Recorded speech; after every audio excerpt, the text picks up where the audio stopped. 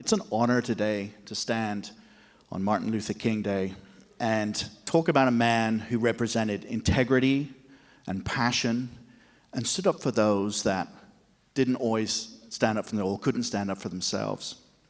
You know, in preparing today, I started thinking about my own children, and I'm going to get back to that in a minute, because a lot of the things that Dr. King taught us were about future generations. And he taught us about being good and service and pouring into other people's lives and not focusing on ourselves. It also reminded me of other men in history that I have learned about as I've grown up, men like William Wilberforce. William Wilberforce was born almost 200 years before Dr. King, and he was an abolitionist in the UK, and he worked his whole life to fight the British government's policy. And it took him 50 years, much like Dr. King, who spent his life fighting for those who couldn't. He also did the same. In fact, President Abraham Lincoln spoke about William Wilberforce in some of his speeches.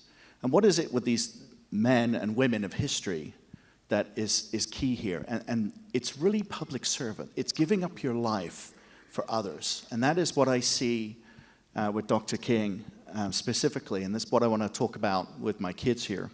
200 years later, he picked up that mantle on the floor, the steps of the Capitol, as Representative Loving mentioned, and gave us that famous speech that we often quote. In 1967, Dr. King was in a school in Philadelphia, and he was speaking with a student body and encouraging them to think about their future. And this is where I'm going to bring my kids back into this.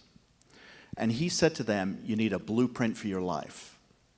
And I sit down with my kids, and I look back on history, and I look back on all the leaders that we've had to look to, like Dr. King, and the examples that they've given us. And these men stood up, and they fought, and they represented people when they couldn't represent themselves. And that's what I install in my kids. I say, what is it you're going to do today to help others? How are you going to stand and fight for somebody else who cannot fight for themselves? And that is my encouragement to us here, whether we're at the beginning of our lives or maybe in the twilight of our years.